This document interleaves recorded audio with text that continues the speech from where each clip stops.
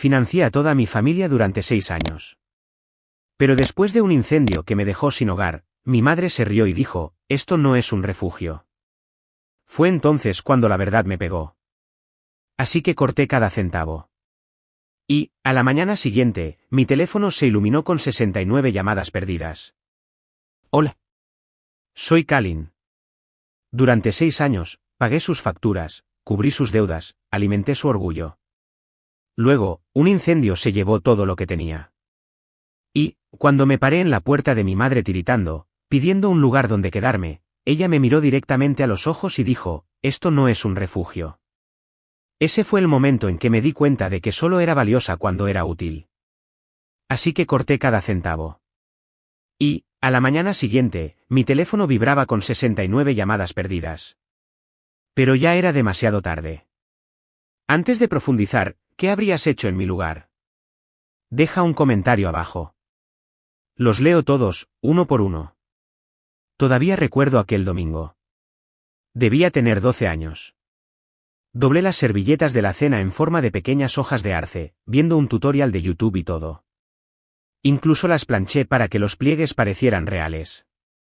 Cuando las coloqué cuidadosamente alrededor de la mesa esperando una sonrisa, mi madre solo miró hacia abajo y murmuró, ¿por qué siempre tienes que exagerar todo?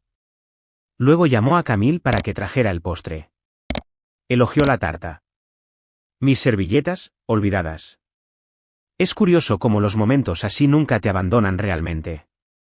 La casa se había ido. Estacioné a 2 cuadras de distancia porque la calle todavía estaba acordonada. Los camiones de bomberos habían llegado y se habían ido. El aire olía a madera mojada y a algo más oscuro, como un recuerdo quemado vivo. Esqueletos negros de vigas sobresalían de lo que solía ser una sala de estar.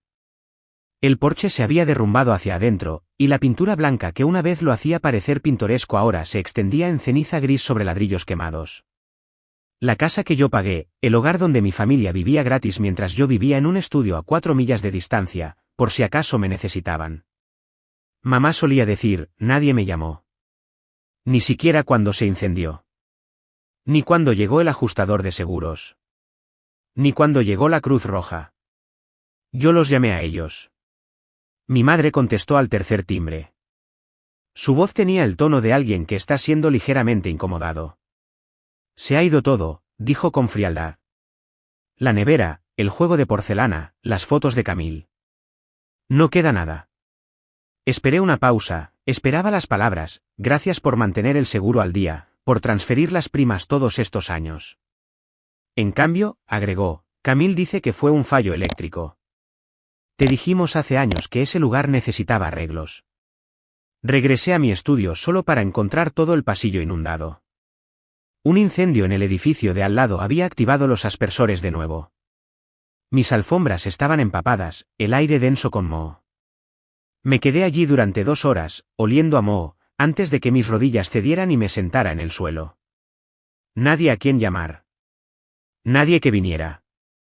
Así que conduje hasta Upper Saddle River. La lluvia lo empeoraba, helada, insistente y personal. Cuando giré hacia la larga entrada de piedra, mis jeans se me pegaban a la piel como una segunda piel. Apenas recordé sacar las llaves del encendido. Toqué el timbre una vez. Mi madre abrió la puerta, medio en la sombra, con los brazos cruzados. Llevaba una de esas batas de seda que parecían caras y frías. El vestíbulo detrás de ella brillaba con una iluminación cálida, y Camille estaba junto a la isla de la cocina con un chal de cachemira, bebiendo una copa de vino. Me vio, no dijo nada. Solo necesito quedarme unas noches, susurré. Hasta que resuelva algo. Mi madre exhaló, fuerte y lento. Esto no es un refugio, Kalin.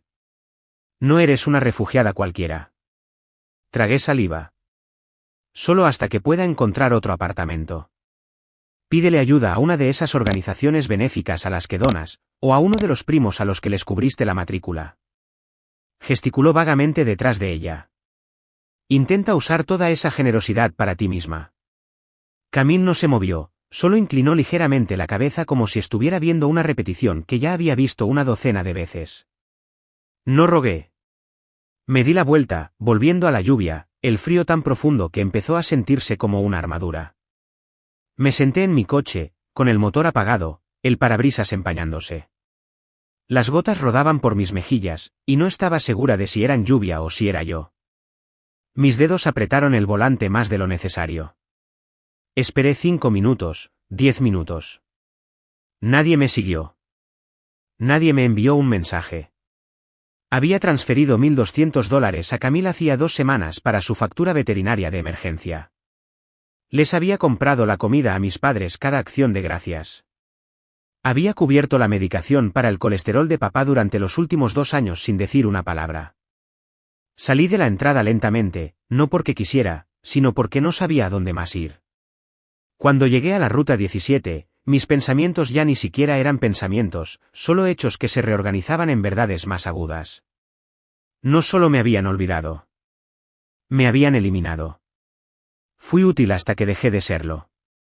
Hasta que necesité algo. Hasta que aparecí mojada, fría y pidiendo ayuda. En un mugriento motel detrás de una gasolinera, entregué mi identificación y mi tarjeta de crédito. El hombre del mostrador ni siquiera pestañeó. Simplemente deslizó la llave hacia mí como si fuera algo normal. La habitación olía a lejía y a algo parecido a limón, como si el motel quisiera parecer limpio pero no lograba enmascarar la verdad. Ni siquiera me quité los zapatos, simplemente me tumbé en la cama y miré al techo. Mis ojos permanecieron abiertos mucho después de la medianoche, no por miedo, sino por claridad. A las 4:12 de la madrugada, cogí mi teléfono, inicié sesión en cada cuenta, una por una, Bank of America, Chase, PayPal, incluso Zelle. Empecé a desactivar tarjetas, cancelé pagos automáticos, pausé todas las cuentas vinculadas a cualquiera que no fuera yo. Me quedé mirando una transferencia, un depósito mensual recurrente a la cuenta de mi madre etiquetado como gastos del hogar. Lo eliminé. Cada clic se sintió como despojarse de una piel vieja, un mal contrato que nunca firmé pero que había seguido durante años. He sido su columna vertebral, dije en voz alta. Mi voz sonó extraña, tranquila, limpia. Ahora, veamos cómo se sostienen sin una. Y, justo cuando salió el sol, mi teléfono se iluminó, 69 llamadas perdidas. Lo primero que escuché no fueron pájaros ni tráfico. Fue el zumbido de mi teléfono vibrando tan fuerte en la mesita de noche que casi se cayó por el borde. No necesité cogerlo para saber que había empezado. Me incorporé lentamente, con los huesos doloridos por el colchón irregular del motel, y eché un vistazo a la pantalla. 69 llamadas perdidas, 18 de mamá, 22 de Jace, 11 de Camille. Algunas de papá, mi prima Lizzie, e incluso la señora Felton, la vecina que una vez me pidió prestada mi olla de cocción lenta y nunca me la devolvió. Y ahí estaba, justo en el centro de la vista previa del mensaje de texto más reciente: Calin, llámame ahora mismo. No te atrevas a cortar el pago automático de la hipoteca. No, ¿estás bien? No, ¿dónde dormiste? No, lo siento. Solo pánico por el dinero. Dejé caer el teléfono sobre la fina manta a mi lado. La habitación estaba viciada, con ese aire que nunca se ventila del todo. Pero respiraba mejor allí que en el porche de mi madre. Me acosté un rato, mirando los azulejos manchados de humedad del techo, dejando que mis músculos se relajaran. Por primera vez en años, el silencio no era solitario. Era honesto. Nadie me había llamado hasta que el dinero dejó de llegar. Eso lo decía todo. Finalmente, me levanté y apagué todas las notificaciones. No me interesaba el ruego, no hasta que aprendieran a decir la verdad en voz alta. Me duché con lo que ofrecía el motel, una pastilla de jabón del tamaño de una menta de hotel y una toalla que olía a lejía y desesperación. Pero salí limpia, despejada, vestida con los jeans más limpios que tenía, una camiseta negra y el blazer azul marino que había guardado en el maletero por costumbre. Todavía olía ligeramente a lavanda de una reunión con un cliente el otoño pasado. Me miré en el espejo, ojos cansados, pero no rotos. A las 9:20, estaba entrando en el estacionamiento de un espacio de coworking que no había visitado en más de un año. Solía donar unos miles cada trimestre para apoyar su sala comunitaria.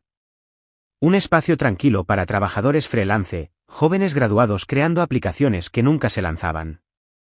Nunca lo había usado yo misma hasta hoy. La recepcionista levantó la vista y parpadeó sorprendida. ¿Calin? ¡Guau!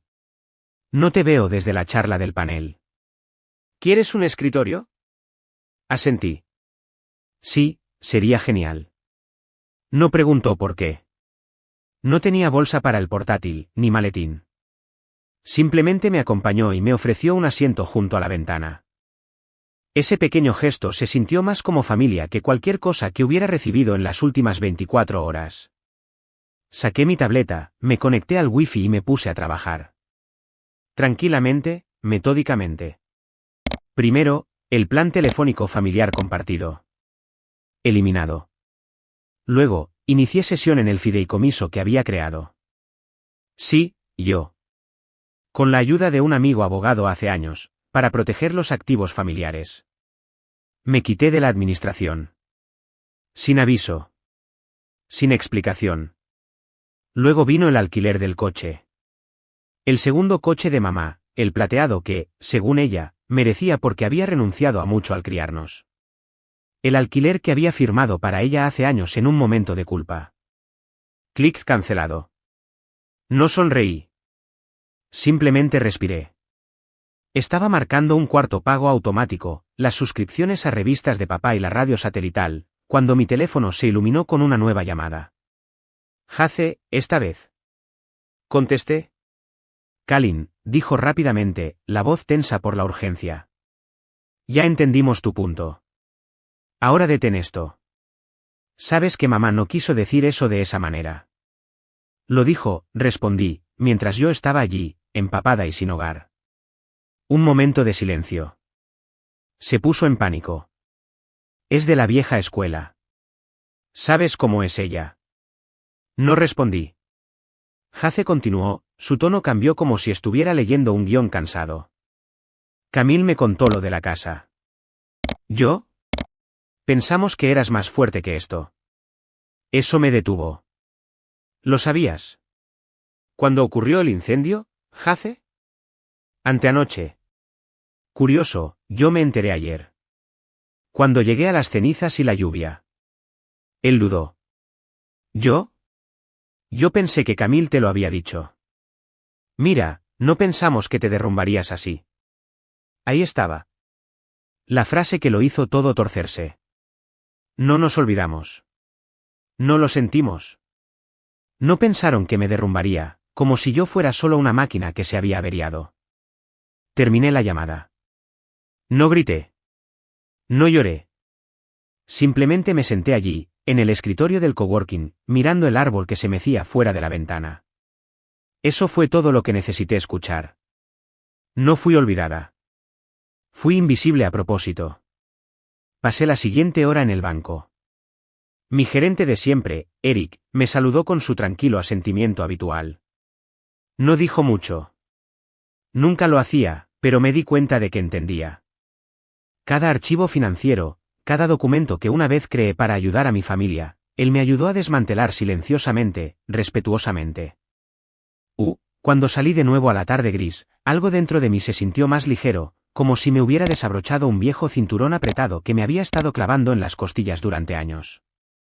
Me detuve en un camión de comida cerca del borde del estacionamiento del coworking y me tomé un sándwich de atún y un café, luego regresé al motel. Las carreteras estaban húmedas de nuevo, las nubes densas, pero conduje sin música, sin pensamientos zumbando. De vuelta en la habitación, me senté en la cama y abrí el sándwich, pero no comí. Miré alrededor, la lámpara con la pantalla torcida, la alfombra que no había visto una aspiradora en semanas, el televisor atornillado a la pared. Y luego doblé la servilleta que venía con mi sándwich, no por nostalgia, solo por instinto, en forma de una pequeña hoja de arce. La coloqué suavemente en mi almohada, justo como hice hace tantos años. Solo que, esta vez, no esperaba que nadie se diera cuenta. No fui parte de la familia, dije en voz alta, a nadie. Fui el modelo de financiación. Me recosté, completamente vestida, dejando que el peso del día se asentara. Y justo antes de quedarme dormida, el teléfono zumbó una vez. Un solo mensaje de texto de Camille. Sin disculpas, solo 6 palabras, debes saber, mamá contrató abogado. El mensaje de texto de Camille llegó justo pasada la medianoche. Yo estaba acostada en la cama del motel con los ojos entrecerrados, escuchando el zumbido bajo del calentador encendiéndose y apagándose, encendiéndose y apagándose. La pantalla se iluminó como si tuviera algo importante que decir. Ya están dando la vuelta a la historia. Ten cuidado. Y no vengas. Eso fue todo. No lo siento. No lo sabía. Ni siquiera estás bien. Solo una advertencia. Una que llevaba el frío peso de una traición silenciosa. No estaba de mi lado. No los estaba desafiando. Solo me estaba avisando, como si fuera una compañera de trabajo a punto de entrar en una emboscada en la sala de juntas. Lo leí 5 veces, luego apagué la pantalla. No fue hasta la mañana siguiente que entendí lo que quería decir.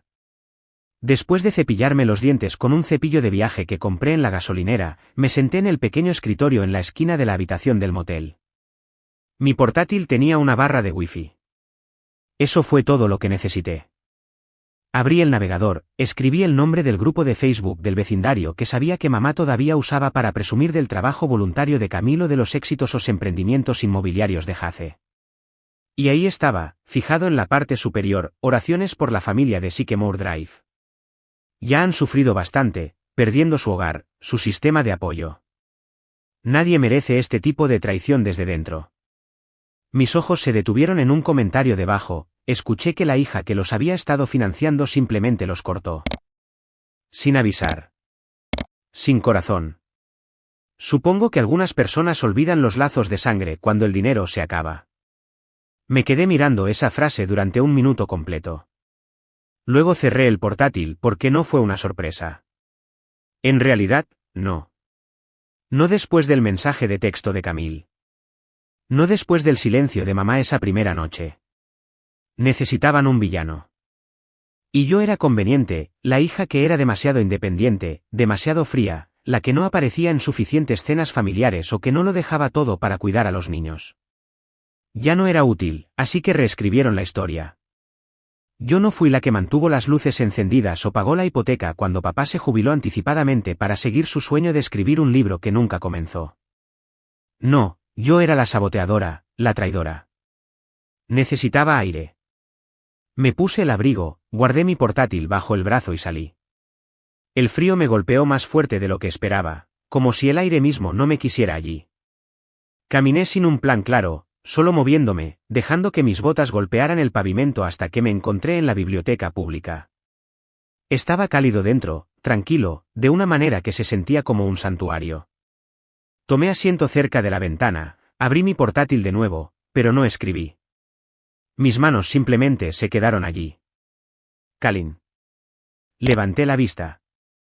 Me tomó un segundo reconocerla, rizos grises ahora, pero los mismos pómulos afilados y ojos inteligentes. La tía Liza, técnicamente era prima de mamá. Nunca se entrometía, nunca adulaba. Simplemente veía las cosas. Hacía años que no tenía noticias de ella. Pensé que eras tú, dijo, sosteniendo 2 vasos de papel con té. ¿Te ves cansada? Dejé escapar una media risa. Eso es generoso. Nos trasladamos a una sala de esquina, generalmente reservada para tutores y clubes de lectura. Me entregó una taza. Sin charlas triviales, solo una mirada larga y comprensiva.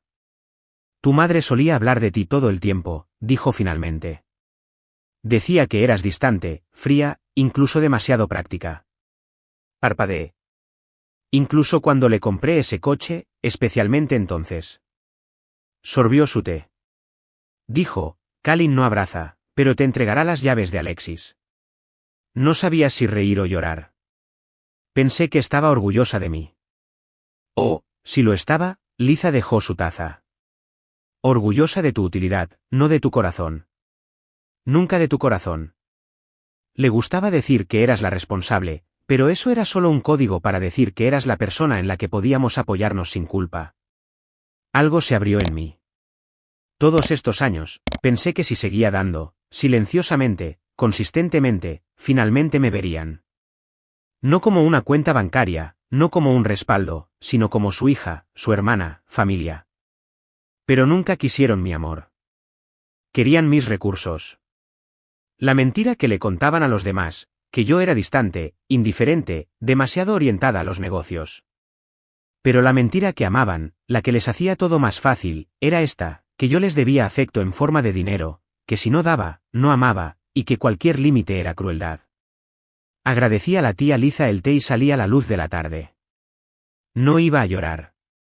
Tampoco iba a responder al mensaje de texto de Camille. En cambio, caminé. Unas cuadras más tarde, me encontré fuera del vecindario cerrado de Camille.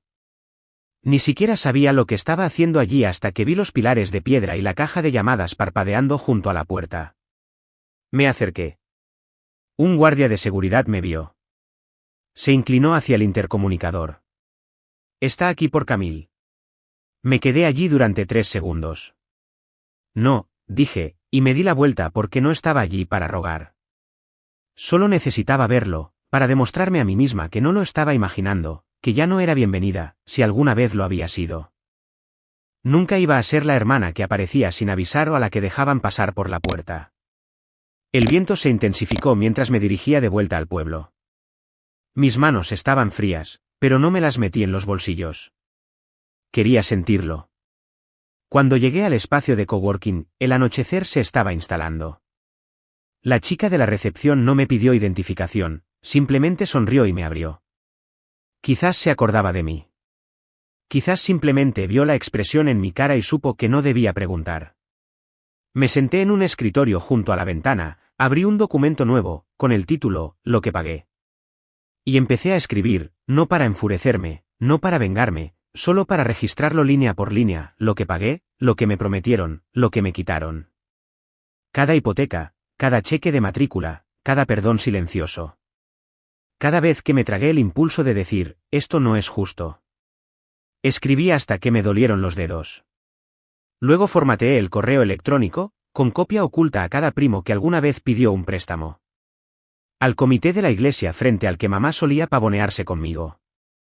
Al club de inversiones donde papá me presentó como su gallina de los huevos de oro. Y finalmente, a Camille. Al final del correo, escribí una sola línea, no puedes repudiar a alguien a quien nunca has acogido realmente. Mi mano se quedó suspendida sobre el ratón, pero aún no había pulsado enviar, porque alguien llamó a la puerta de mi motel. La llamada no fue tímida. Llevaba el peso de años en los que me dijeron que me callara y que diera más. Dejé mi portátil a un lado y me dirigí a la puerta, miré por la mirilla. Allí estaba, mi madre, de pie bajo el parpadeo amarillo de la luz del pasillo, la lluvia pegaba su bufanda a su cuello, su abrigo se adhería a ella como una armadura. No temblaba. No estaba arrepentida. Estaba furiosa. Abrí la puerta lentamente, todavía insegura de si había alucinado la llamada, la imagen. Sus ojos se entrecerraron. Necesitamos hablar ahora. Abrí la puerta lo suficiente para que entrara. Pasó por mi lado sin esperar una invitación, sus tacones resonando en la delgada alfombra como un reloj que hacía la cuenta atrás para algo para lo que yo no estaba preparada. Una vez dentro, se giró para mirarme, con los brazos cruzados, todavía agarrando su bolso como si contuviera la última gota de control que le quedaba. Has creado un desastre, dijo, sin siquiera fingir suavizar el golpe. Hemos tenido que retrasar la hipoteca de Camille. Tu padre no puede asomar la cara por la iglesia sin que la gente susurre. Está humillado. Me quedé quieta, con las manos a los lados, dejando que sus palabras resonaran y cayeran. No hablé. Se acercó. ¿Entiendes siquiera lo que has hecho? Y entonces lo dijo. La parte que se deslizó en mi pecho y se instaló como hielo. Esto no es por el dinero. Es por cómo nos has hecho quedar. No se trata de amor, no se trata de herida, se trata de la apariencia. Parpadeé.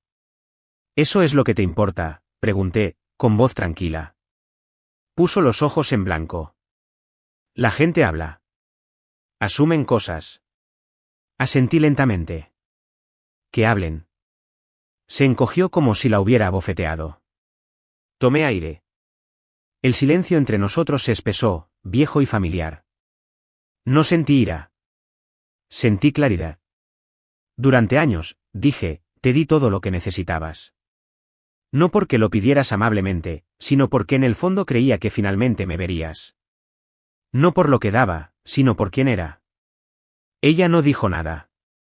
He estado financiando apariencias, no personas.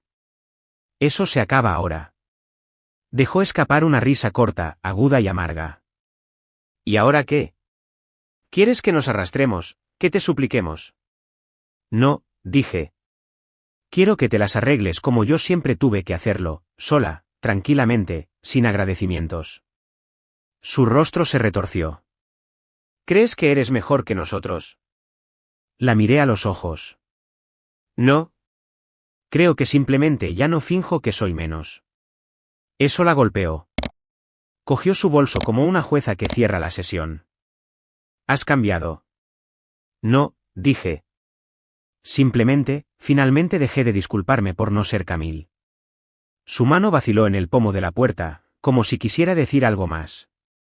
Quizás incluso algo real. Pero las viejas costumbres son difíciles de erradicar. En cambio, me dio una última mirada que no pude descifrar. Quizás rabia. O arrepentimiento enterrado demasiado profundo para alcanzarlo. Y se fue. La puerta se cerró tras ella. Me quedé allí un momento, dejando que regresara la quietud. No estaba sorprendida. En realidad, no, pero algo en mí se había movido, se había solidificado. Después de lavarme la cara en el lavabo, cogí mi abrigo y salí. La lluvia se había reducido a una niebla, suave e indiferente. Al otro lado de la calle, un letrero de neón de una cafetería zumbaba tenuemente. Crucé. Dentro, el calor fue instantáneo, sillones de vinilo, jazz suave murmurando de un altavoz, y una camarera que no hizo preguntas, simplemente me trajo café y un plato de tortitas que no había pedido, pero que comí de todos modos. Me senté en silencio, rodeada de extraños que no sabían quién solía ser o en quién me acababa de convertir, y ese anonimato se sintió amable. Cuando llegó la cuenta, la camarera sonrió y la deslizó por la mesa. Está pagado, dijo, casi como una reflexión posterior. Un hombre lo pagó antes de que entrara. Dejó una nota. Puso la servilleta doblada sobre la mesa. La abrí lentamente, mis dedos inseguros. Nunca fuiste invisible. Eso fue todo lo que decía. Levanté la vista, sobresaltada, pero el sillón cerca de la ventana estaba vacío. Quienquiera que fuera, se había ido. Todavía sosteniendo la nota, la presioné en el bolsillo de mi abrigo como si significara más que cualquier cosa que hubiera escuchado en los últimos 20 años. De vuelta en mi habitación de motel, el aire se sentía diferente. No más ligero, pero mío. Abrí mi portátil, hice clic en mis cuentas. Allí estaba. Un intento de retirada de la vieja cuenta conjunta que una vez compartí estúpidamente con mi madre. Denegado. Reinicié cada contraseña, cerré todo herméticamente. Luego volví al correo electrónico que había escrito la noche anterior. El que envié con copia oculta a cada pariente, pastor, amigo de la familia, socio de inversión, las personas que siempre me sonreían pero solo veían lo que yo podía dar. Lo leí una última vez, y luego pulsé enviar.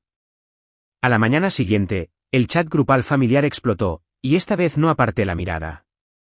A la mañana siguiente, el chat grupal familiar se iluminó como si alguien hubiera echado gasolina sobre viejos resentimientos secos. Primero, Camille. Su nombre apareció en negrita. Camille, ¿qué demonios te pasa? Luego mamá, igual de afilada, mamá, llámame inmediatamente. Papá, visto. Sin respuesta. Por supuesto. Me senté en el borde de la cama del motel, desplazándome por su indignación con el mismo desapego con el que leería un informe meteorológico ajeno. Frente frío acercándose. Sí, he estado viviendo en él. Luego, la pantalla parpadeó. Camille estaba llamando. La dejé sonar una vez, 2 veces, luego respondí. ¿Qué quieres?, pregunté con frialdad. Su voz se quebró justo al empezar. Lo arruinaste todo, dijo, temblando entre la furia y el pánico. El banco se niega a extender la línea de crédito. Mamá no ha dejado de llorar desde anoche. Papá tuvo que cancelar la reunión con el agente inmobiliario. No respondí.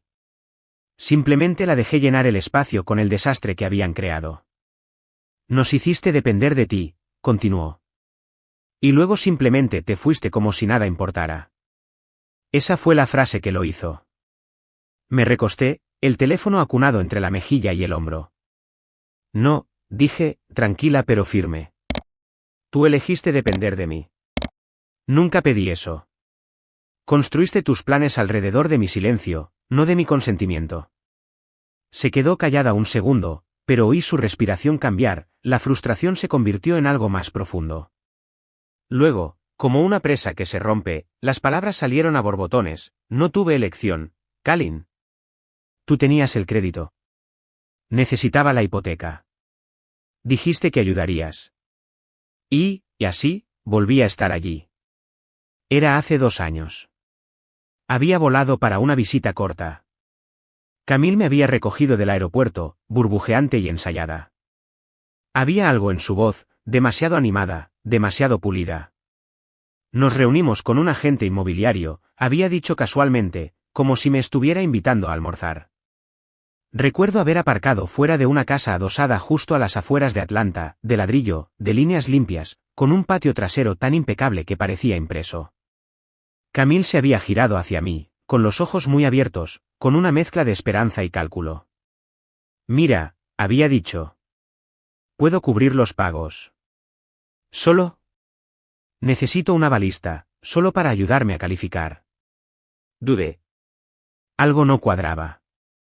Luego mamá intervino por altavoz, como si hubiera estado ensayando su línea toda la mañana. No seas egoísta, dijo. Es tu hermana. Esa frase siempre había funcionado conmigo, hasta que dejó de hacerlo. Así que firmé. No viví allí. No los visité. Pero pagué la diferencia cada vez que los cheques de Camille se quedaban cortos. Y cada vez que preguntaba qué había pasado con sus trabajos freelance o por qué papá no ayudaba, obtenía la misma respuesta vaga, es complicado. No, era simple. Había estado financiando orgullo disfrazado de crisis. Ahora, de vuelta en esa habitación de motel con su voz todavía en mi oído, lo vi todo tal como era realmente. ¿Quieres que lo arregle?, pregunté. Hubo una larga pausa. Está sufriendo un colapso, dijo Camille, más baja ahora. El médico de mamá dijo que su presión arterial. La interrumpí. ¿Ahora es cuando se derrumba? Después de 6 años de mí cubriendo facturas, durmiendo en mi coche algunas noches y de que me dijeran que era la fría. Yo no tuve un médico. No tuve privilegios de colapso. Simplemente fui ignorada. La línea se quedó en silencio. Luego, clic. Colgó. Dejé caer el teléfono sobre la cama, con la pantalla hacia arriba, como si todavía tuviera algo más que decir, pero todo lo que oía era el zumbido de la nevera barata del motel encendiéndose y apagándose, como si no pudiera decidir cuánto intentar. Estaba a mitad de cepillarme los dientes cuando sonó el teléfono del motel. No mi móvil. El viejo teléfono fijo beige al lado de la cama. Lo cogí. ¿Señora Holt? Recepción. Tiene una entrega para usted. Un sobre de entrega. El mensajero lo dejó hace 5 minutos. Parpadeé ante mi reflejo. Mi toalla todavía estaba sobre mis hombros. Había planeado ducharme, quizás echar una siesta, y no ver a nadie en el resto de la mañana. Pero ahora me puse unos jeans y una sudadera con capucha, me hice un moño bajo con el pelo y bajé las escaleras. El sobre era grueso. Sin nombre en el exterior, solo mi número de habitación escrito en una letra inclinada, como si alguien tuviera prisa. La recepcionista no hizo preguntas. No ofrecí respuestas. De vuelta en mi habitación, lo abrí lentamente. Dentro, papeles doblados, nítidos, el viejo encabezado del seguro en la esquina. Al principio, pensé que era un error. Luego vi la fecha, justo después del incendio. Mi nombre había sido escrito en la línea del beneficiario, luego tachado. Un nombre más nuevo garabateado, el de Camille. Ni siquiera hubo un intento de ocultarlo, solo tinta sobre tinta. Líquido corrector. Descuidado. Lo miré durante mucho tiempo, mis dedos trazando el contorno de donde solía estar mi nombre. Así que eso era. No fui abandonada después del incendio. Había sido borrada mucho antes de que las llamas tocaran las paredes. Me recosté en la cama del motel, el sobreabierto a mi lado como una herida que finalmente había dejado de sangrar, pero que dejaba una punzada que no desaparecía. Los documentos eran viejos, del tipo que se podía oler, del tipo que se ponía amarillo por los bordes. Pero fue la letra lo que me dejó inmóvil. Allí mismo, con tinta azul inclinada, mi nombre había sido listado como la beneficiaria original. Luego, justo debajo, tachado. Una sola línea, casi casual. Debajo, la firma de mi padre, no escrita a máquina, no notariada, solo él y un bolígrafo, como si estuviera tachando un error en una lista de la compra. La nueva beneficiaria, Camille. No temblé de rabia. Ya no era rabia. Era algo más tranquilo, más definitivo, como el sonido que hace una puerta cuando se cierra detrás de ti. Y sabes que no hay llave de tu lado. Hace 2 años, recordé, había una carpeta roja que mamá me entregó después de que un problema de fontanería casi inundara su cocina. Ese día había estado inusualmente alegre. Por si acaso ocurre algo, dijo, entregándomela como si fuera una cazuela. Me ofrecía digitalizarla, a asegurarme de que todo estuviera respaldado, pero ella sonrió y agitó la mano. No es necesario. Ya lo tenemos arreglado. En aquel entonces, le creí. Pensé que quizás, solo quizás, estaban confiando en mí, incluyéndome. Resulta que ya habían hecho otros planes. Planes que no me incluían a mí. Necesitaba respuestas, no más sentimientos, no más preguntas sobre las que lloraría en mi almohada. Necesitaba hechos. A mediodía, estaba aparcando en un estrecho lugar cerca de la oficina de registros del condado en el centro. El edificio en sí era poco impresionante, pintura beige descascarillada, luces fluorescentes que zumbaban y un ventilador de techo que giraba lentamente y que no parecía mover nada de aire. Me acerqué a la empleada detrás de la ventanilla de cristal. Su placa de nombre decía Débora, y parecía haber visto su cuota de gente intentando hacer trampas. Hola, dije, tratando de sonar tranquila. Vengo a solicitar una copia de una reclamación de seguro presentada hace unas 5 semanas. Fue por un incendio residencial en Linton Avenue. Creo que estoy en la póliza. Débora levantó una ceja. Las reclamaciones por incendios son delicadas. Solo los beneficiarios registrados o los agentes autorizados pueden acceder a ellas. Deslizó el documento del sobre por el mostrador. Mi nombre estaba en los documentos originales. Esto me llegó por correo esta mañana. Lo cogió, se ajustó las gafas y frunció el ceño. Después de un momento, desapareció en la parte de atrás. Pasaron 5 minutos, luego 10. Cuando regresó, tenía un juego de páginas grapadas en la mano y una arruga entre las cejas. Hubo una enmienda presentada 3 semanas antes del incendio.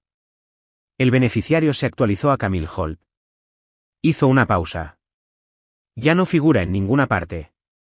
Mi voz salió uniforme. Eso es todo lo que necesitaba saber. Gracias.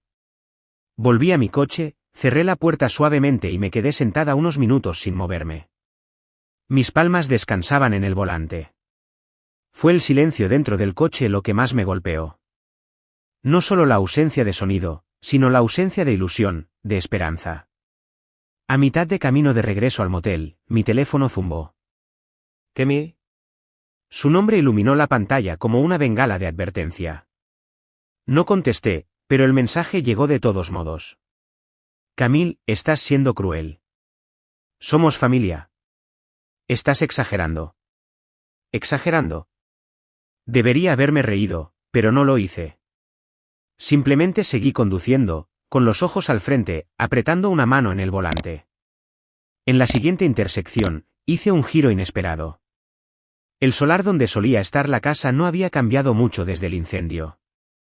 Los tablones seguían allí, las vigas carbonizadas apiladas de forma desigual. El olor se había ido hace tiempo, pero el peso permanecía, como un duelo que se había secado pero nunca se desvaneció del todo. Aparqué al otro lado de la calle y caminé lentamente hacia el armazón ennegrecido. Nadie me detuvo. Ningún vecino se asomó por sus ventanas, solo yo, el viento y lo que solía ser mi hogar. Con cuidado, salté por encima de una viga derrumbada, abriéndome paso entre las ruinas. El cristal crujió bajo mis zapatos. El porche se había desintegrado, pero los restos de la sala de estar todavía eran reconocibles. Muelles de sofá quemados, una lámpara de pie retorcida y parte de la pared donde solían colgar nuestras fotos familiares. Algo brilló cerca de los escombros. Me incliné. Un marco de fotos chamuscado por los bordes, su cristal roto en diagonal. Dentro había una foto de hace años, solo yo y mi madre de pie frente a la misma casa. Debía tener 12 o 13 años, sosteniendo una regadera, mamá con el brazo alrededor de mí. La imagen se había vuelto marrón por los lados, moldeada por el calor, pero nuestras caras todavía eran visibles. Y me golpeó. No solo la traición de papeleo, firmas y nombres tachados, sino la realización de que incluso esta foto, fue dejada atrás para arder. Me quedé allí un momento más, mirando lo que una vez fue tan preciado. Luego la recogí, le quité el hollín con la manga y la sostuve con fuerza. No lloré.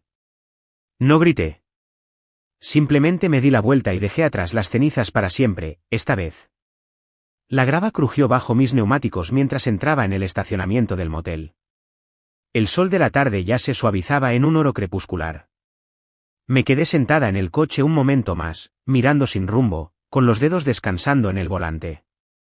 Ya no pensaba en las cenizas. Ni en la foto, ni en el mensaje de Camille, ni siquiera en la casa. Algo se había asentado en mí. Una quietud que no se sentía vacía, solo acabada. De vuelta en mi habitación, dejé caer las llaves en la mesita de noche y saqué mi viejo portátil de la bolsa de lona que estaba debajo de la cama. Crujió al abrirlo, la bisagra atascándose de la misma manera que lo había hecho durante años. La pantalla parpadeó, mostrando la carpeta familiar que había usado durante 6 años, gastos familiares. Hice clic para abrir la hoja de cálculo. Cada línea estaba allí.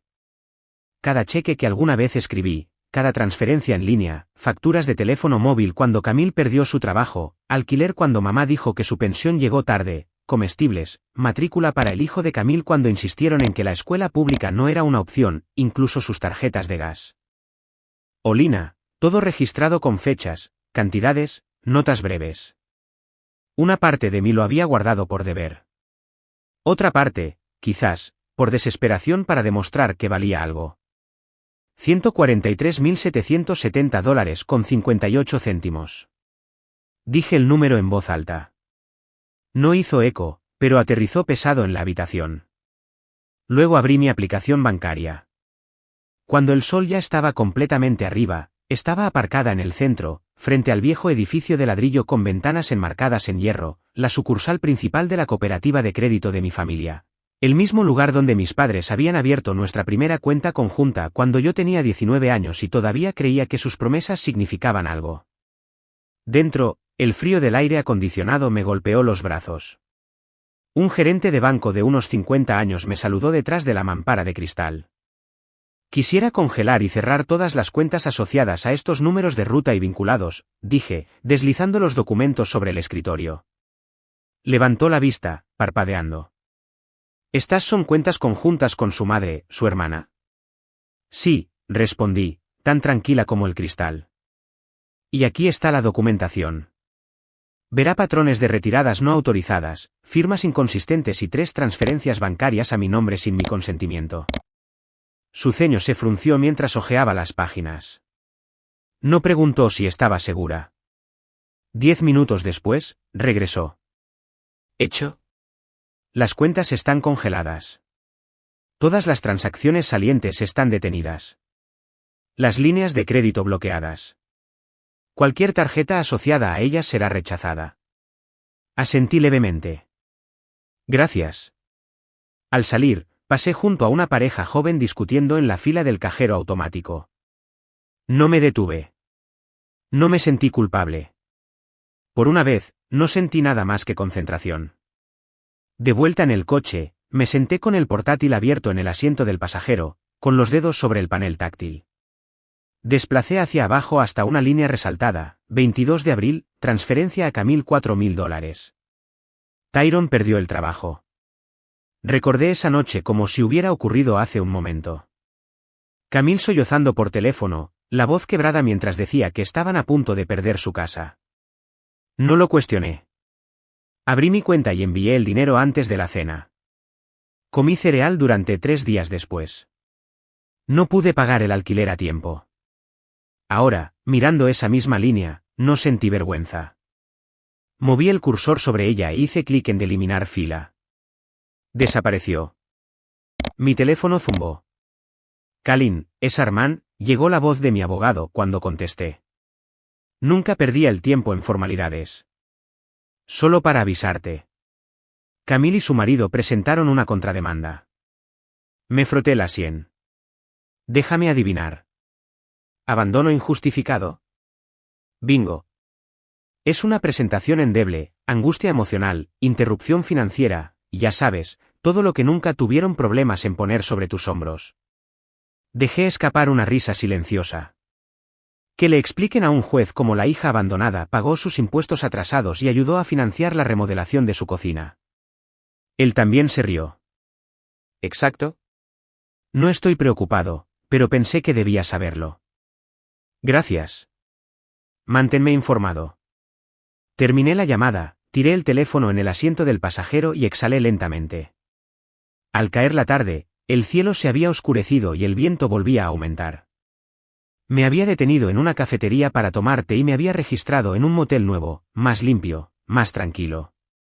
Mientras el hervidor silbaba, oí el teléfono vibrar una vez, 2 veces, luego no paraba. Miré la pantalla, 14 llamadas perdidas, luego 23, luego 39. Era como si una presa se hubiera roto.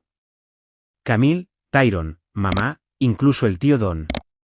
Los mensajes de voz se acumularon. Los dejé ir a la bandeja de entrada. Por un momento, me quedé mirando la pantalla antes de pulsar reproducir. Kalin, ¿qué estás haciendo? Acabo de intentar comprar comida y la tarjeta no funcionó. Devuélveme la llamada. Otra, la cuenta de tu madre está congelada. ¿Qué está pasando? ¿Nos estás castigando? Luego, una de Camille, su voz más aguda que antes. No puedes hacer esto. Nos debes todo lo que hemos hecho por ti. Me quedé mirando la pared, inexpresiva. Luego apagué el teléfono. No les debía nada. Ya no. Pero sí le debía a una persona, a mí misma. Me alejé del teléfono que sonaba y dejé que el silencio se asentara. La habitación del motel se había oscurecido, el sol se desvanecía detrás de las persianas manchadas. Mis palmas todavía estaban calientes por sostener el último mensaje de voz. Pero por dentro, me sentía fría, firme. No enfadada, simplemente acabada. Esa noche, apenas dormí. No porque estuviera inquieta, sino porque mi mente estaba organizando años de desorden, como un viejo desván que se vacía caja por caja. Alrededor de las 6:30, aparté las sábanas, preparé el café quemado del motel y abrí mi portátil de nuevo. Sabía lo que necesitaba ver. El informe del incendio finalmente se había hecho público. Busqué en la base de datos del departamento, escribí la dirección que me sabía de memoria y saqué el documento. Ni siquiera me subió el pulso. No fue un fallo eléctrico como Camille le dijo a todo el mundo, no fue un misterioso accidente extraño como mi madre insinuó a lo largo de los años. Fue un calefactor de ambiente que se dejó encendido en la antigua habitación de Camille. Nunca me dijeron eso, ni una sola vez.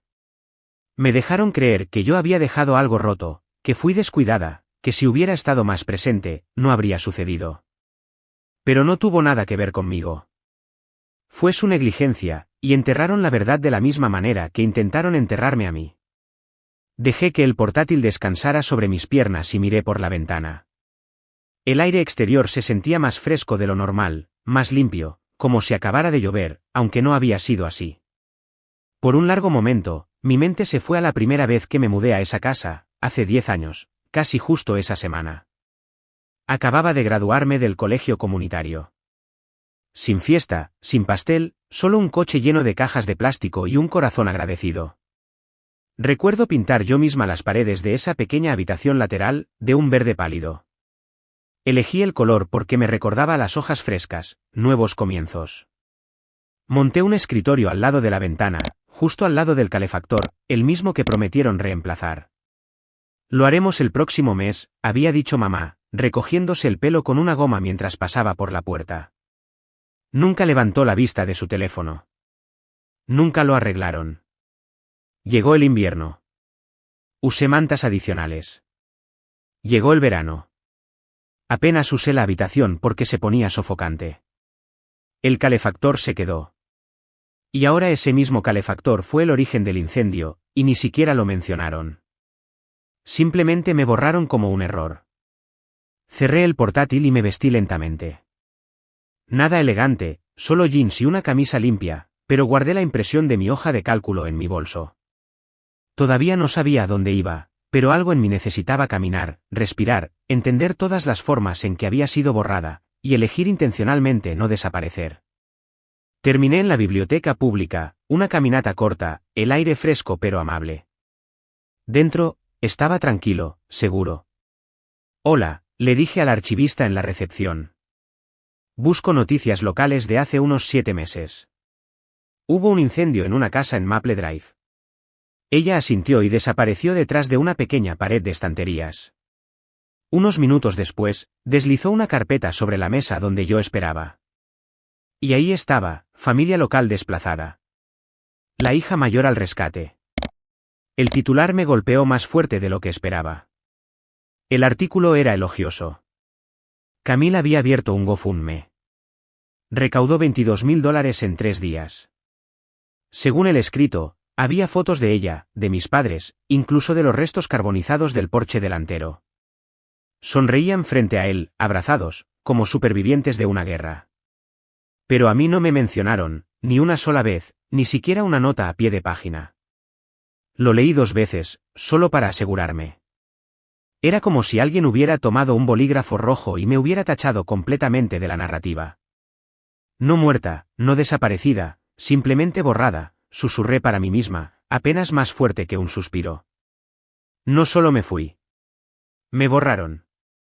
No sé cuánto tiempo estuve sentada allí, pero cuando me puse de pie, me dolía la espalda, y el peso en mi pecho se había asentado en algo sólido.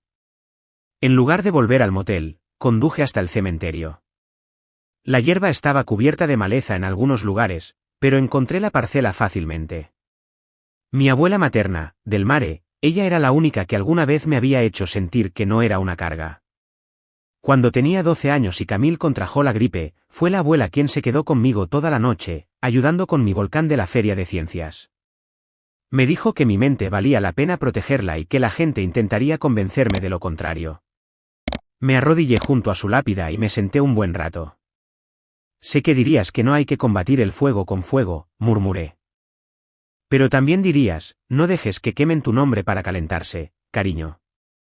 Saqué una foto, una que había mantenido oculta durante años. Éramos yo y la abuela en el zoo. Ella tenía algodón de azúcar en la mejilla y yo me reía. Sin dientes frontales. La sellé en una funda de plástico transparente y la pegué a la parte de atrás de su lápida. Un pequeño acto, pero se sintió como cerrar una puerta sin dar un portazo. A medida que la tarde se desvanecía, conduje hasta un pequeño edificio apartado de la carretera principal. Revestimiento beige, una puerta roja, 2º piso, sin ascensor, pero era mío. Abrí el apartamento. El espacio era humilde. Paredes blancas y desnudas, un mostrador de cocina desconchado, pero olía a limpio, a posibilidad. Dejé mi bolso y metí la mano dentro. Saqué la vieja hoja de cálculo. Cada dólar que había gastado en esa familia. Cada mentira que creí que era amor. Lo extendí sobre la mesa vacía del comedor y escribí un nuevo título en la parte superior, Prueba de amor. Y supe, de pie en esa habitación tranquila con nada más que una sola bolsa y mi propio nombre en el contrato de alquiler, que el amor sin respeto no era amor en absoluto. Era solo deuda disfrazada. Pero el amor sin respeto es solo deuda disfrazada. Estaba doblando las últimas toallas limpias, todavía calientes de la secadora, cuando lo oí. 3 golpes firmes, sin timbre, solo una pausa, luego 2 más. Miré por la mirilla. ¿Qué? Sin delineador pesado. Sin pendientes de aro dorados. Tenía el pelo recogido en una coleta flácida. Parecía mayor de lo que había estado hacía una semana, tensa alrededor de la boca, como si hubiera estado reprimiendo sus palabras durante demasiado tiempo. Abrí la puerta, no retrocedí, Simplemente la miré a los ojos. Ella no parpadeó. Tenemos que hablar, dijo. No dije que sí. Simplemente cogí mis llaves y mi chaqueta, cerré la puerta tras de mí. Caminamos en silencio hasta un pequeño café a la vuelta de la esquina, no de los que tienen camareros, solo un mostrador y algunas cabinas. Asentí al barista y me deslicé en una cabina cerca de la ventana. Camille se sentó frente a mí, con las manos juntas tan apretadas que sus nudillos estaban pálidos. Mamá está perdiendo el control, dijo, con los ojos fijos en un azucarero desconchado. Está convencida de que quieres destruirla. Papá apenas habla. Solo se queda mirando la puerta del garaje como si se fuera a abrir y tú fueras a entrar. Revolví mi café lentamente, dejando que el silencio respirara. La voz de Camille se quebró. Creen que los estás castigando. Pero la verdad es que tú eras el pegamento. Eras la única que mantenía algo en pie. Y te echamos como si fueras una carga. La miré a los ojos. Lo sé.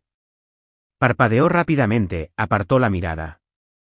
¿Quieres que roguemos? Bien. Apoyó las palmas de las manos en la mesa como si se estuviera estabilizando. Estoy rogando. Por favor, solo ayuda una vez más. Dejé mi café. El tintineo fue más agudo de lo que esperaba. No, Camille se congeló. No levanté la voz. No me inmuté. Porque nunca fue una vez más, Camille. Siempre era la próxima vez. Y la siguiente. Tú no me ves a mí. Solo ves lo que puedo dar. Por un momento, pareció que iba a discutir, pero no le salieron palabras. Solo una respiración superficial y el brillo húmedo del orgullo resbalando de sus ojos. Pagamos por separado. Caminé delante al salir. Sin despedirme. 3 noches antes, había escrito una carta que nunca tuve intención de enviar. Estaba sentada en el suelo de mi nuevo apartamento, envuelta en una manta, con un bol metálico y una caja de cerillas a mi lado. La carta era sencilla. Sin acusaciones. Sin exigencias. Te amé lo suficiente como para cargar con todos, escribí. Ahora me amo lo suficiente como para soltar. La doblé una vez, luego otra, encendí una cerilla. Vi cómo la llama rizaba el papel hasta que las palabras se desmoronaron en ceniza. No se sintió como venganza. Se sintió como barrer el último hollín del alféizar. De vuelta en el café, una joven con un delantal marrón me trajo el recibo. Parecía que apenas tenía 25 años, con pecas en las mejillas. Tienes una forma tranquila de hablar, dijo, casi tímidamente. Ojalá tuviera esa fuerza. Sonreí solo un poco. No la tenía. La construí. Asintió como si entendiera, luego se fue a despejar una mesa cercana. Dejé una generosa propina y salí. La luz se había suavizado a un oro de fin de tarde, filtrándose a través de los árboles como si todo hubiera tomado un respiro. Mi teléfono zumbó. Mensaje de voz de mamá. No dudé. Eliminado. Sin culpa. El camino de vuelta a mi apartamento fue tranquilo. Solo el zumbido de los coches que pasaban y el susurro de las hojas con la brisa. En el mostrador de mi cocina, esperaba un sobre blanco. Era de la organización sin fines de lucro a la que había solicitado el mes pasado, cuando todavía no estaba segura de si me quedaba algo que dar. Estimada Kalin, estamos encantados de darle la bienvenida como nuestra nueva mentora de educación financiera. Su experiencia y visión ayudarán a las mujeres a recuperar el control de su futuro. Me quedé quieta un largo momento, con las manos apoyadas en el borde del mostrador. El apartamento era modesto, muebles de segunda mano, luz amarilla suave de la ventana, una planta en maceta que no había logrado matar, pero era mío. ¿Mío? Guardé la carta en una carpeta etiquetada «Empezar aquí». Luego caminé hacia el centro de la habitación. No había títulos enmarcados, no había fotos familiares, solo un tranquilo zumbido de paz. Por primera vez en años, no me preparaba para la próxima crisis. No contenía la respiración, esperando otra llamada. Si llegaba, respondería. Pero no entregaría mi paz de nuevo. Ni por culpa, ni por historia, ni por sangre. No me marché amargada. Me marché completa.